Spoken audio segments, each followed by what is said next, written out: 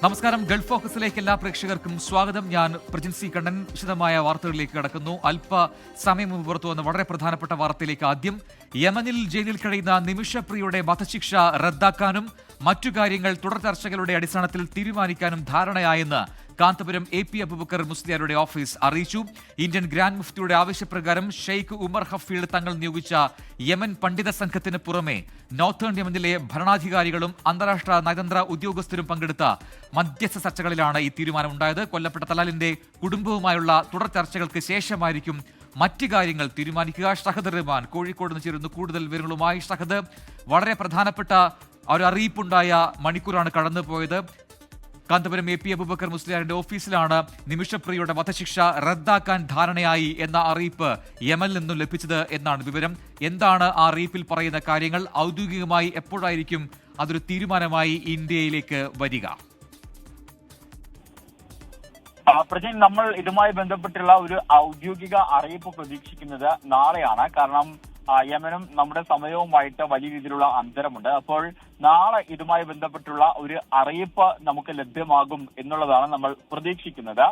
അല്പസമയം മുൻപാണ് ഇതുമായി ബന്ധപ്പെട്ട് കാന്തപുരം AP അബൂബക്കർ മുസ്ലിയാരുടെ ഓഫീസിൽ നിന്നും നമ്മെ അറിയിച്ചിട്ടുള്ളത്. കാരണം ഈ വധശിക്ഷ റദ്ദ് ചെയ്തു എന്ന അറിയിപ്പ് കാന്തപുരത്തിന്റെ ഓഫീസിൽ ലഭിച്ചു എന്നത് അല്പസമയം മുമ്പ്, കൃത്യമായി പറഞ്ഞാൽ ഒരു മണിക്കൂർ മുമ്പാണ് ഇതുമായി ബന്ധപ്പെട്ടുള്ള ഒരു അറിയിപ്പ് വരുന്നത്. തലാലിന്റെ നീതിക്ക് വേണ്ടിയുള്ള ആക്ഷൻ കൗൺസിലിന്റെ പ്രതിനിധിയും അതുപോലെ തന്നെ യമൻ ആക്ടിവിസ്റ്റുമായിട്ടുള്ള സർഹാൻ ഷംസാൻ അൽ വിസ്വാബിയാണ് ഇക്കാര്യം സ്ഥിരീകരിച്ചുകൊണ്ട് ഫേസ്ബുക്കിൽ പോസ്റ്റ് ഇട്ടുള്ളത്. ഒപ്പം തന്നെ ഇതുമായി ബന്ധപ്പെട്ട ഈ നിമിഷപ്രിയ ആക്ഷൻ കമ്മിറ്റിക്ക് വേണ്ടി കാന്തപുരം AP അബൂബക്കർ മുസ്ലിയാരുടെ ഓഫീസിൽ നിന്നും അല്ലെങ്കിൽ കാന്തപുരം വഴിയും അവിടെയുള്ള സൂഫി പണ്ഡിതരുമായിട്ടും ഒപ്പം തന്നെ അവിടെയുള്ള മത നേതാക്കളുമായിട്ടും കഴിഞ്ഞ കുറച്ചധികം ദിവസങ്ങളായിട്ട് ചർച്ചകൾ നടത്തുന്നുണ്ടായിരുന്നു. ആ ചർച്ചയിലാണ് തീരുമാനം എന്നാണ് അറിയാൻ കഴിയുന്നത്. ഷഹദ് തുടരുക. ഇപ്പോൾ ടെലിഫോൺ ലൈനിൽ സേവ് നിമിഷപ്രിയ ഫോറം ആക്ഷൻ കൗൺസിലിന്റെ ട്രഷറർ ശ്രീ കുഞ്ഞഹമ്മദ് കുരാച്ചുണ്ട് ചേരുന്നുണ്ട് ടെലിഫോൺ ലൈനിൽ. ശ്രീ കുഞ്ഞഹമ്മദ് കുരാച്ചുണ്ട്, നമുക്ക് ഏറ്റവും പ്രധാനപ്പെട്ട വിവരങ്ങൾ പുറത്തുവരുന്ന മണിക്കൂറാണ് കടന്നുപോയത്. അതിൽ അറിയാൻ കഴിയുന്നത് ഈ നിമിഷപ്രിയയുടെ വധശിക്ഷ റദ്ദാക്കാനുള്ള ധാരണ അത് കുടുംബാംഗങ്ങൾ തമ്മിലുള്ള ചർച്ചയിൽ ഉണ്ടായി എന്നുള്ളതാണ്. നമുക്കിനി അറിയേണ്ടത് എന്താണ് അടുത്ത നടപടിക്രമങ്ങൾ എന്നുള്ളതാണ്.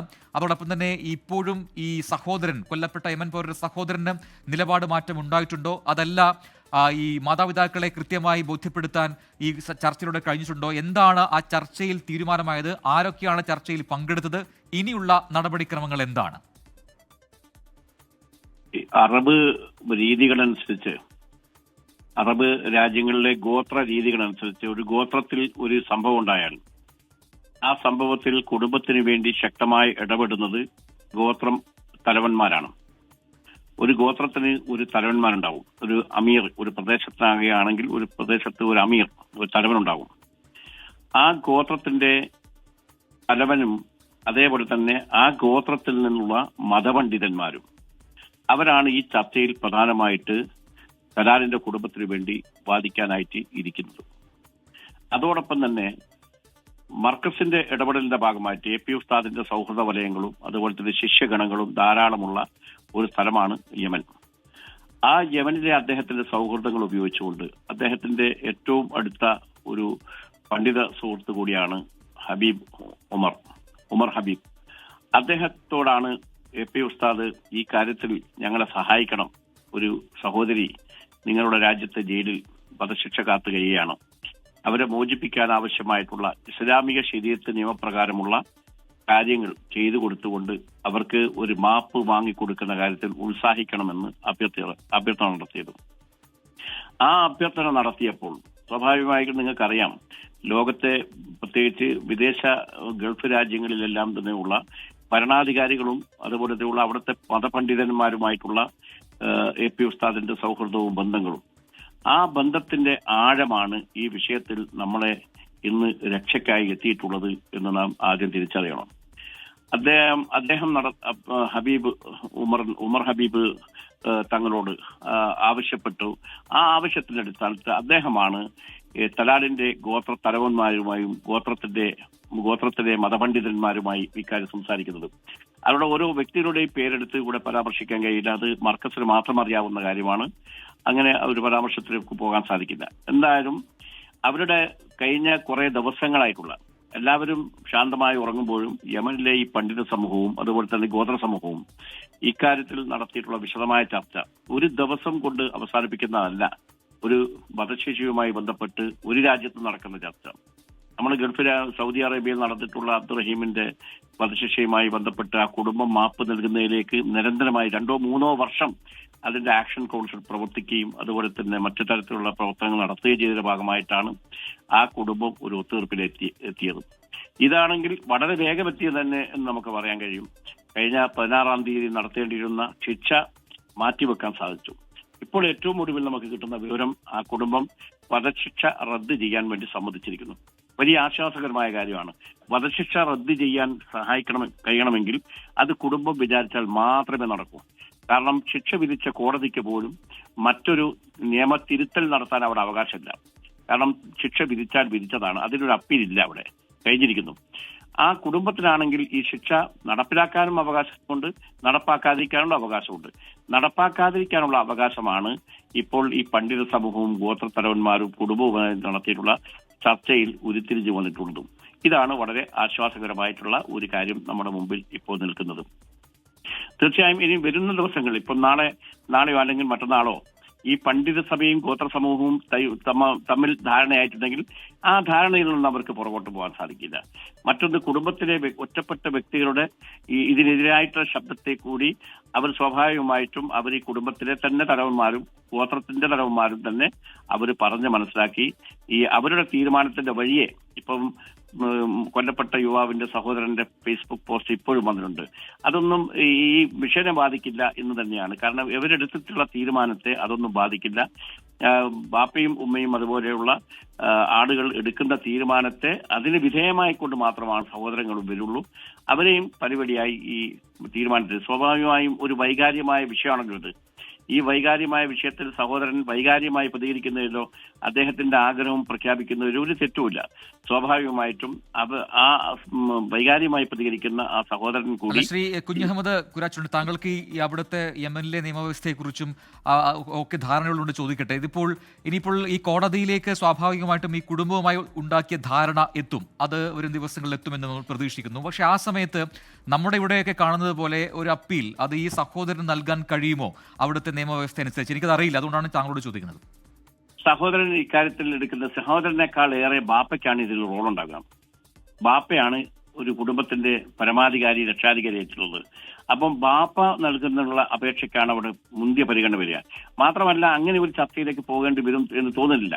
കാരണം ഈ കുടുംബം എത്തിയിട്ടുള്ള കരാർ, ഈ മകനടക്കം അവിടെ ഈ പറഞ്ഞ വാശിയോടെ നിൽക്കുന്ന മകനടക്കം ഒരുപക്ഷെ ഈ ഒത്തുതീർപ്പ് ചർച്ചയിൽ പങ്കെടുത്തിരിക്കുമെന്നാണ് നമ്മൾ കരുതുന്നത്. സ്വാഭാവികമായും അത്രയും സെൻസേഷണൽ ആയിട്ടുള്ള ഒരു കാര്യത്തിൽ അവിടെ ആ യമനി പൗരന്മാർ യുവാക്കളിലിടയിലൊക്കെ തന്നെ വലിയ പ്രതിഷേധമുണ്ടാകാനുള്ള ഈ സംഭവത്തിൽ മറ്റൊന്നായി പ്രതികരിക്കാനോ മറ്റൊന്നായി പോസ്റ്റ് ചെയ്യാനോ സാധിക്കില്ല. കാരണം ഞങ്ങൾ ഇതെല്ലാം തീർത്തിരിക്കുന്നു, ഞങ്ങൾ പണം വാങ്ങാൻ തീർത്തിരിക്കുന്നു എന്നൊന്നും ആ യുവാവിന് ഫേസ്ബുക്ക് പോസ്റ്റിലൂടെ ലോകത്തെ അറിയിക്കാൻ കഴിയില്ല. സ്വാഭാവികമായിട്ടും അദ്ദേഹത്തിന്റെ വൈകാരികമായിട്ടുള്ള പോസ്റ്റുകളെ നമ്മളിപ്പം വലിയ തോതിൽ നമ്മൾ ആ പോസ്റ്റിനെ ബഹുമാനിക്കുന്നുണ്ടെങ്കിലും അത് നമ്മളെ മിഷനെ ബാധിക്കും എന്ന് കരുതാൻ സാധ്യതയില്ല. യെസ്, വ്യക്തമാണ്. അതോടൊപ്പം തന്നെ ഒരു പ്രധാനപ്പെട്ട കാര്യം, ഇനിയിപ്പോൾ ഈ കോടതിയിൽ നിന്നും താങ്കൾ പറഞ്ഞു, കോടതിയിൽ നിന്നും ഒരു ശിക്ഷാവിധി ഉണ്ടായി, ഇനി അത് മാറ്റുക സാധ്യമല്ല, അത് അന്തിമമാണ്. പക്ഷേ കുടുംബത്തിന് തീരുമാനമെടുക്കാം ആ വിധി നടപ്പിലാക്കണമോ വേണ്ടിയോ എന്നുള്ളത്. അത് പ്രകാരമുള്ള ചർച്ചകൾ നടന്നു. അങ്ങനെ ആ കുടുംബവുമായി ധാരണയായി ഈ വധശിക്ഷ വേണ്ട എന്ന തീരുമാനം അങ്ങനെ കുടുംബവുമായി ഉണ്ടാക്കുന്നു. ഇനി അത് കോടതിയെ ബോധിപ്പിക്കുന്നതോടുകൂടി തന്നെ അത് ഔദ്യോഗികമാകും. പിന്നീടായിരിക്കും തുടർ ചർച്ചകൾ ഉണ്ടാവുക, അങ്ങനെയല്ലേ? തീർച്ചയായും അത് രണ്ട് കാര്യങ്ങളുണ്ട്. ഒന്ന്, ഈ കുടുംബം മാപ്പ് കൊടുത്താൽ പോലും പ്രോസിക്യൂഷൻ തീരുമാനിച്ചിട്ട ഒരു ശിക്ഷ നിമിഷപ്രിയ അനുഭവിച്ചേ പറ്റൂ. അത് എത്ര വർഷം എന്ന് ഇപ്പോൾ നമ്മുടെ മുമ്പിലില്ല ആ ചിത്രം. കാരണം സമാനമായ റിയാദ് കേസിൽ അവിടെ 20 വർഷത്തെ ശിക്ഷയാണ് അബ്ദുറഹീമിന് വിധിച്ചിട്ടുള്ളത്. ആ 20 വർഷം തികയാത്തത് കൊണ്ടാണ് അദ്ദേഹം പുറത്തിറങ്ങാത്തത്. 6-7 മാസം ഇനിയും ബാക്കി കിടക്കുകയാണ്. അതേപോലെ തന്നെ യമനിൽ ഈ കുടുംബം നിമിഷപ്രിയക്ക് മാപ്പ് നൽകിയാലും യമനിലെ നിയമപ്രകാരമുള്ള പ്രോസിക്യൂഷൻ കൊടുക്കുന്ന ശിക്ഷ, ആ ശിക്ഷ എത്ര വർഷമുണ്ട് എന്നുള്ളത് ഇപ്പൊ നമുക്കിപ്പോ ഊഹിക്കാൻ കഴിയില്ല. കാരണം അത് ചിലപ്പോൾ നിമിഷപ്രിയ വിധിച്ച ശിക്ഷയുടെ കാലാവധി കഴിഞ്ഞു പോയിട്ടുണ്ടാവും. അല്ലെങ്കിൽ ഈ വധശിക്ഷ റദ്ദാക്കുന്നതോടുകൂടി അതിനുള്ള റദ്ദാക്കാനുള്ള കാര്യങ്ങൾ പ്രോസിക്യൂഷന്റെ അടുത്തേക്ക് അല്ലെങ്കിൽ ശിക്ഷ വിധിച്ച കോടതിയിലേക്ക് കുടുംബം എത്തുന്നതോടുകൂടി അതിനാവശ്യമായുള്ള എത്ര വർഷം ശിക്ഷ എന്ന് ആ കോടതിയായിരിക്കും തീരുമാനിക്കുക. ഇത്ര വർഷത്തെ ശിക്ഷ, അതൊരു പക്ഷേ 10 വർഷം ശിക്ഷ വിധിച്ചിട്ടുണ്ടെങ്കിൽ ആ ശിക്ഷയിൽ നിന്ന് ഇപ്പോൾ കടന്നിട്ടുള്ള ജയിൽ ശിക്ഷ കഴിച്ച് ബാക്കി മാത്രം അവർ അനുഭവിച്ചാൽ മതിയാവും. ആ രീതിയിലാണ് അതിന്റെ നടപടിക്രമം ഉണ്ടാകും. സ്വാഭാവികമായും കോടതിയിലേക്ക് നാളെ മറ്റന്നാളോ തന്നെ ഈ കുടുംബം അവരുടെ തീരുമാനം കോടതിയെ അറിയിക്കും, പ്രോസിക്യൂഷനെ അറിയിക്കും എന്നാണ് നമ്മൾ ആശ്വാസത്തോടെ കാത്തു നിൽക്കുന്നത്. യെസ്, നന്ദി ശ്രീ കുഞ്ഞമ്മദ് കുരാച്ചുണ്ട് ഈ ഘട്ടത്തിൽ പ്രതികരിച്ചതിന്. സേവ് നിമിഷ പ്രിയ ഫോറത്തിന്റെ ട്രഷറർ കൂടിയാണ് കുഞ്ഞഹമ്മദ്. കാര്യങ്ങൾ വ്യക്തമാക്കുകയായിരുന്നു. അങ്ങനെ അവിടുത്തെ കൊല്ലപ്പെട്ട യമൻ പൗരൻ തലാലിന്റെ കുടുംബവുമായുള്ള ധാരണപ്രകാരമാണ് ഇപ്പോൾ വധശിക്ഷ, നിമിഷപ്രിയുടെ വധശിക്ഷ ഒഴിവാക്കാൻ അല്ലെങ്കിൽ അത് റദ്ദാക്കാനുള്ള തീരുമാനം ഉണ്ടായത്. ഇനിയിപ്പോൾ അത് കോടതിയെ അറിയിക്കുന്നതോടുകൂടി തന്നെ അത് ഔദ്യോഗികമാകും. പിന്നീടുള്ള ചർച്ചകൾ അത് തുടരുകയും ചെയ്യും. അതിലായിരിക്കും ഇനി എന്ത് നടപടികൾ അല്ലെങ്കിൽ എന്ത് ശിക്ഷ ഇനി കൂടുതലായി അനുഭവിക്കേണ്ടതുണ്ട്. എന്തായാലും വധശിക്ഷ ഒഴിവായിട്ടുണ്ട് എന്ന ഉറപ്പ് ഇപ്പോൾ കാന്തപുരം ഓഫീസിന് ലഭിച്ചിട്ടുണ്ട് എന്നതാണ് കഴിഞ്ഞ മണിക്കൂറിൽ വന്ന ഏറ്റവും പ്രധാനപ്പെട്ട വാർത്ത. സൗദിയിൽ കാലാവധി തീർന്ന വിസിറ്റ് വിസ ഇളവോടെ പുതുക്കാനുള്ള സമയപരിധി 1 മാസത്തേക്ക് കൂടി നീട്ടി. ഈ കാലയളവിനുള്ളിൽ വിസിറ്റ് വിസക്കാർക്ക് വിസ പുതുക്കി നാട്ടിലേക്ക് മടങ്ങാം. കാലാവധി തീർന്ന വിസിറ്റ് വിസ പുതുക്കി നാട്ടിലേക്ക് മടങ്ങാൻ സൗദി ആഭ്യന്തര മന്ത്രാലയം 30 ദിവസമാണ് സമയം അനുവദിച്ചിരുന്നത്. ഈ സമയപരിധി കഴിഞ്ഞ ദിവസം അവസാനിച്ച പശ്ചാത്തലത്തിലാണ് സമയം നീട്ടി നൽകുന്നത്. 30 ദിവസത്തേക്ക് കൂടി സമയം നീട്ടി നൽകിയതായി മന്ത്രാലയം അറിയിച്ചു. അതായത് കാലാവധി തീർന്ന വിസിറ്റ് വിസക്കാർക്ക് വിസ പുതുക്കി നാട്ടിലേക്ക് മടങ്ങാൻ ഹിജ്റ കലണ്ടർ പ്രകാരം സഫർ അവസാനം വരെ, അതായത് ഓഗസ്റ്റ് 23 വരെ സമയമുണ്ട്. അർഹരായവർ പരമാവധി ഈ അവസരം പ്രയോജനപ്പെടുത്തണമെന്ന് സൗദി പാസ്പോർട്ട് ഡിപ്പാർട്ട്മെന്റ് ആവശ്യപ്പെട്ടു. ആഭ്യന്തര മന്ത്രാലയത്തിന്റെ അബ്ഷിർ പ്ലാറ്റ്ഫോമിലെ തവാസുൽ വഴി നടപടിക്രമങ്ങൾ പൂർത്തിയാക്കാം. സൗദിയിലേക്ക് വന്നത് ആരുടെ സ്പോൺസർഷിപ്പിലാണോ അവരാണ് അപേക്ഷ നൽകേണ്ടത്. വിസിറ്റ് വിസയുമായി ബന്ധപ്പെട്ട ഫീസുകളും പിഴകളും അടച്ചാൽ മാത്രമേ നടപടിക്രമങ്ങൾ പൂർത്തിയാക്കാൻ സാധിക്കുകയുള്ളൂ. Family visit visa, business visit visa തുടങ്ങി എല്ലാ വിഭാഗം വിസിറ്റ് വിസക്കാർക്കും ഈ ആനുകൂല്യം ലഭിക്കുമെന്നും പാസ്പോർട്ട് ഡയറക്ടറേറ്റ് അറിയിച്ചു. ജലീൽ കണ്ണമംഗലം, 24 ജിദ്ദ. ഒമാനിൽ വിസ കാലാവധി കഴിഞ്ഞ പ്രവാസികൾക്ക് പിഴകളില്ലാതെ കരാർ പുതുക്കാനുള്ള സമയപരിധി നീട്ടി തൊഴിൽ മന്ത്രാലയം. ജൂലൈ 31 അവസാനിക്കുമെന്ന് നേരത്തെ തൊഴിൽ മന്ത്രാലയം അറിയിച്ചിരുന്നു. ഈ സമയപരിധിയാണ് ഡിസംബർ 31 വരെ നീട്ടി നൽകിയിരിക്കുന്നത്. അനധികൃതമായി ഒമാനിൽ തുടരുന്ന തൊഴിലാളികൾക്ക് പിഴയില്ലാതെ വിസ പുതുക്കുന്നതിനും രാജ്യത്തു നിന്ന് തിരിച്ചു പോകുന്നതിനും അനുമതി നൽകിക്കൊണ്ടുള്ള ഗ്രേസ് പീരീഡ് 2025 ഫെബ്രുവരിയിലാണ് ആരംഭിച്ചത്. ജൂലൈ 31 വരെ ഈ ആനുകൂല്യം ലഭ്യമാവുകയുള്ളൂ എന്ന് നേരത്തെ തന്നെ തൊഴിൽ മന്ത്രാലയം അറിയിച്ചിരുന്നു. നടപടികൾ പൂർത്തിയാക്കാൻ കൂടുതൽ സമയം ആവശ്യപ്പെട്ടതനുസരിച്ചാണ് തൊഴിൽ സ്റ്റാറ്റസ് ശരിയാക്കുന്നതിനുള്ള ഗ്രേസ് പീരീഡ് നീട്ടി നൽകിയത്. തൊഴിൽ വിപണിക്ക് ഉണർവ് പകർന്ന് 60 ദശലക്ഷം റിയാലിലധികം മൂല്യമുള്ള ഇളവുകളുടെയും സാമ്പത്തിക ഒത്തുതീർപ്പുകളുടെയും പാക്കേജിന് മന്ത്രിസഭ അംഗീകാരം നൽകിയിരുന്നു. ഇതിൽ ഉൾപ്പെടുത്തിയാണ് 7 വർഷം മുൻപ് ലേബർ കാർഡുകൾ കാലഹരണപ്പെട്ട വ്യക്തികളുടെ എല്ലാ പിഴകളും കുടിശ്ശികകളും തൊഴിൽ മന്ത്രാലയം റദ്ദാക്കിയിരിക്കുന്നത്. തൊഴിൽ മന്ത്രാലയത്തിന്റെ ഔദ്യോഗിക വെബ്സൈറ്റിലൂടെയും അംഗീകൃത സേവന വിതരണ ചാനലുകളിലൂടെയും സമയപരിധിക്കുള്ളിൽ നടപടിക്രമങ്ങൾ പൂർത്തിയാക്കണമെന്ന് അധികൃതർ അഭ്യർത്ഥിച്ചു. 24 ഒമാൻ. പൊതുഗതാഗത സംവിധാനങ്ങളിലെ യാത്രകളിൽ വൻ കുതിപ്പ് രേഖപ്പെടുത്തി ദുബായ്. ഈ വർഷം ആദ്യ പകുതിയിൽ പൊതുഗതാഗത സംവിധാനങ്ങളിലൂടെ 395 ദശലക്ഷം ആളുകൾ യാത്ര ചെയ്തതായി RTA അറിയിച്ചു. കഴിഞ്ഞ വർഷത്തേക്കാൾ വൻ കുതിപ്പാണിതെന്നും RTA നടപ്പാക്കിയ പദ്ധതികളുടെ വിജയമാണ് ഇത് സൂചിപ്പിക്കുന്നത് എന്നും അധികൃതർ അറിയിച്ചു. ബസ്, മെട്രോ, ടാക്സി, ജലഗതാഗതം ഉൾപ്പെടെയുള്ള പൊതുഗതാഗത സംവിധാനങ്ങളിലൂടെയുള്ള യാത്രയുടെ കണക്കാണ് RTA പുറത്തുവിട്ടത്. ഇത്തരത്തിൽ പൊതുഗതാഗത സംവിധാനങ്ങളുമായി ഈ വർഷം ആദ്യ പകുതിയിൽ 395 ദശലക്ഷം ആളുകൾ യാത്ര ചെയ്തുവെന്ന് അധികൃതർ അറിയിച്ചു. ദുബായ് മെട്രോയിലാണ് ഏറ്റവും കൂടുതൽ ആളുകൾ യാത്ര ചെയ്തത്. മെട്രോയിൽ 36.5%, ടാക്സികളിൽ 26% എന്നിങ്ങനെയാണ് യാത്രക്കാരുടെ എണ്ണം. മൊത്തം യാത്രക്കാരുടെ 24% ആളുകളും ബസ്സുകളാണ് ഉപയോഗിച്ചതെന്നും RTA എക്സിക്യൂട്ടീവ് ഡയറക്ടർ ബോർഡ് ചെയർമാനും ഡയറക്ടർ ജനറലുമായ മത്തൽ അൽ തായർ പറഞ്ഞു. മെട്രോയിൽ ബുർജുമാൻ, അൽ റുഗ എന്നീ സ്റ്റേഷനുകളിലാണ് ഏറ്റവും കൂടുതൽ യാത്രക്കാർ എത്തിയത്. ഈ വർഷം ആദ്യ പകുതിയിൽ ദുബായ് ട്രാം വഴി 4.9 ദശലക്ഷം യാത്രക്കാർ സഞ്ചരിച്ചു. പൊതുബസ്സുകളിൽ 95.7 ദശലക്ഷം യാത്രക്കാരാണ് സഞ്ചരിച്ചത്. മുഴുവൻ ജലഗതാഗത ഉപാധികളുടെയും ആകെ ഉപഭോക്താക്കളുടെ എണ്ണം 9.7 ദശലക്ഷത്തിലെത്തിയിട്ടുണ്ട്. ടാക്സികൾ, ആപ്ലിക്കേഷൻ അധിഷ്ഠിത വാഹനങ്ങൾ, മണിക്കൂറടിസ്ഥാനത്തിൽ വാടകയ്ക്ക് നൽകുന്ന വാഹനങ്ങൾ, ബസ് ഓൺ ഡിമാൻഡ്, പങ്കാളിത്ത വാഹനങ്ങൾ തുടങ്ങിയ സംവിധാനങ്ങളും RTA ഏർപ്പെടുത്തിയിരുന്നു. 24 ദുബായ്. വാഹനങ്ങളിൽ അഭ്യാസ പ്രകടനം നടത്തുകയും അപകടകരമായി വാഹനമോടിക്കുകയും ചെയ്തതിന് യുവാക്കളെ അറസ്റ്റ് ചെയ്ത് അബുദാബി പോലീസ്. ലിവയിലാണ് സംഭവം. ജനങ്ങളുടെ സുരക്ഷയ്ക്ക് ഭീഷണി ഉയർത്തുന്ന ഇത്തരക്കാർക്കെതിരെ കർക്കശ നടപടി സ്വീകരിക്കുമെന്ന് പോലീസ് അറിയിച്ചു.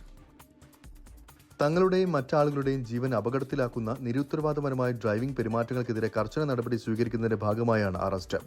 ലിവ മേഖലയിൽ വെച്ചാണ് ഇവരെ പോലീസ് അറസ്റ്റ് ചെയ്തിരിക്കുന്നത്. നമ്പർ പ്ലേറ്റില്ലാത്ത വാഹനത്തിലായിരുന്നു ഇവർ അഭ്യാസ പ്രകടനം നടത്തിയിരുന്നത്. റോഡ് സുരക്ഷ ശക്തിപ്പെടുത്തുന്നതിന്റെ ഭാഗമായി ഗതാഗത നിയമലംഘനങ്ങൾക്കെതിരെ തുടർച്ചയായ കർശന നടപടികളാണ് അബുദാബി പോലീസ് സ്വീകരിക്കുന്നത്. പൊതുജനങ്ങളുടെ ജീവനും സ്വത്തിനും അപകടമുണ്ടാക്കുന്ന തരത്തിൽ പെരുമാറുന്ന ആരോടും ഒരു വിട്ടുവീഴ്ചയുമില്ലാത്ത നിലപാട് സ്വീകരിക്കുമെന്ന് അബുദാബി പോലീസിലെ central operations director brigadier general Muhammad Rahiyal Humairi പറഞ്ഞു. നേരത്തെയും സമാന സാഹചര്യത്തിൽ നിരവധി ആളുകൾ പോലീസിന്റെ പിടിയിലായിരുന്നു. ഇത്തരക്കാർക്ക് 2000 ദിർഹം പിഴ, 23 ബ്ലാക്ക് പോയിന്റുകൾ, വാഹനം കണ്ടുകെട്ടൽ എന്നീ ശിക്ഷകൾ ചുമത്തും. ഇത്തരത്തിൽ നിയമവിരുദ്ധമായ പ്രവർത്തനങ്ങൾ പോലീസിന്റെ അമാൻ സേവനത്തിലൂടെ 800 26 26 എന്ന നമ്പറിൽ റിപ്പോർട്ട് ചെയ്യാനോ 28 28 എന്ന നമ്പറിലേക്ക് SMS അയക്കുകയോ ചെയ്യണമെന്നും പോലീസ് പൊതുജനങ്ങളോട് അഭ്യർത്ഥിച്ചു. 24 ദുബായ്. പ്രവാസി എഴുത്തുകാരൻ ഹംസ പൊന്മളയുടെ ലോക്ക്ഡൌൺ എന്ന മലയാള നോവലിന്റെ തമിഴ് പരിഭാഷ കോയമ്പത്തൂർ പുസ്തകോത്സവത്തിൽ പ്രകാശനം ചെയ്തു. പ്രസിദ്ധ തമിഴ് എഴുത്തുകാരൻ എ കരീമാണ് പ്രകാശനം നിർവഹിച്ചത്. കോവൈ മെഡിക്കൽ സെന്ററിലെ ഡോക്ടർ എൻ സെൽവരാജൻ MD ആദ്യ പ്രതി ഏറ്റുവാങ്ങി. പ്രശസ്ത എഴുത്തുകാരൻ ഡോക്ടർ TM രഘുറാമാണ് തമിഴ് വിവർത്തകൻ. ഇതുവഴി ലോക്ക്ഡൌൺ പുതിയ വായനക്കാരിലേക്ക് എത്തുകയാണ്.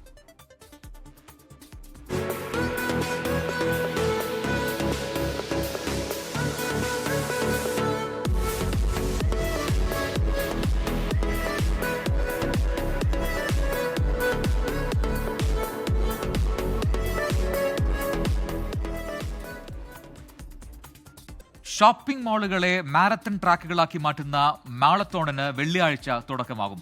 ദുബായ് കിരീടാവകാശിയാണ് കഴിഞ്ഞ ദിവസം ഈ പദ്ധതി പ്രഖ്യാപിച്ചത്. 30 ദിവസമാണ് പരിപാടി നടക്കുക. പൊതുജനങ്ങളുടെ ആരോഗ്യ സംരക്ഷണത്തിന് ഏറെ പ്രാധാന്യം നൽകുന്ന പരിപാടികൾ ഒരുക്കി ലോകത്തിന് മാതൃകയാകുന്ന ദുബായ് വ്യത്യസ്തമായ മാരത്തോണിന് വേദിയാകാൻ ഒരുങ്ങുകയാണ്.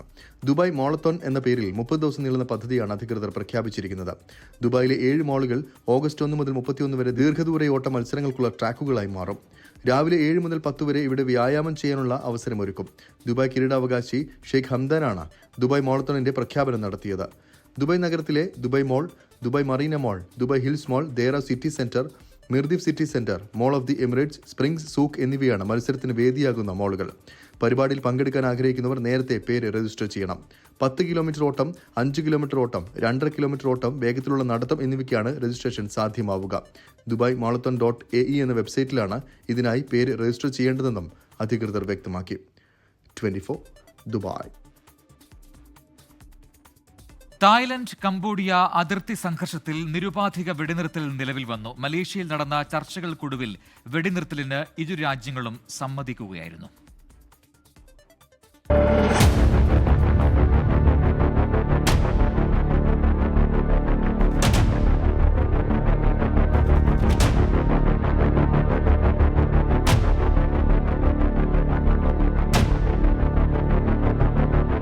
കഴിഞ്ഞ 4 ദിവസങ്ങളായി തുടരുന്ന അതിർത്തി സംഘർഷം അവസാനിപ്പിക്കാൻ മലേഷ്യൻ ഭരണതലസ്ഥാനമായ പുത്രജയിൽ നടത്തിയ ചർച്ചയിൽ ധാരണയായി. തായ് ആക്ടിംഗ് പ്രധാനമന്ത്രി ഫും തോം വെച്ചായ്തായിയും കംബോഡിയൻ പ്രധാനമന്ത്രി ഹുൻ മാനറ്റും പങ്കെടുത്ത ചർച്ചകൾക്ക് നേതൃത്വം നൽകിയത് മലേഷ്യയാണ്. അടിയന്തര നിരുപാധിക കരാർ വൈകുന്നേരം 5 മണിക്ക് പ്രാബല്യത്തിലായതായി മലേഷ്യൻ പ്രധാനമന്ത്രി അൻവർ ഇബ്രാഹിം അറിയിച്ചു. അമേരിക്കൻ, ചൈനീസ് പ്രതിനിധികൾ ചർച്ചയുടെ നിരീക്ഷകരായിരുന്നു. മെയ് 28-ന് തായ്ലൻഡ് അതിർത്തിയിൽ കംബോഡിയൻ സൈനികൻ കൊല്ലപ്പെട്ടതിനു ശേഷം ഉടലെടുത്ത തർക്കമാണ് കഴിഞ്ഞ 4 ദിവസങ്ങളിൽ നടന്ന ആക്രമണങ്ങൾക്ക് കാരണം. F-16 ജെറ്റുകളും ഷെല്ലുകളും ഉപയോഗിച്ച് നടത്തിയ ആക്രമണത്തിൽ 16 തായ് പൗരന്മാരും 6 കംബോഡിയൻ പൗരന്മാരും ഉൾപ്പെടെ 30-ലേറെ പേർ കൊല്ലപ്പെട്ടെന്നാണ് റിപ്പോർട്ട്. അതിർത്തി മേഖലയിൽ നിന്ന് 2 ലക്ഷം പേരെ ഒഴിപ്പിക്കുകയും ചെയ്തിരുന്നു. ഇരു രാജ്യങ്ങളും തമ്മിലുള്ള തർക്കത്തിന് പരിഹാരമാകുന്നെങ്കിലും കംബോഡിയയിലെയും തായ്ലൻഡിലെയും അതിർത്തികളിലേക്ക് സഞ്ചരിക്കുന്ന ഇന്ത്യക്കാർക്ക് പ്രത്യേക മാർഗനിർദ്ദേശങ്ങൾ ഇന്ത്യൻ എംബസി നൽകിയിട്ടുണ്ട്. അതുകൊണ്ട് തന്നെ അതിർത്തി പ്രദേശങ്ങളിലേക്ക് യാത്ര ചെയ്യുന്നവർ പ്രത്യേകമായി ഇന്ത്യൻ എംബസിയുടെ മാർഗനിർദ്ദേശങ്ങൾ ശ്രദ്ധിക്കേണ്ടതാണ്.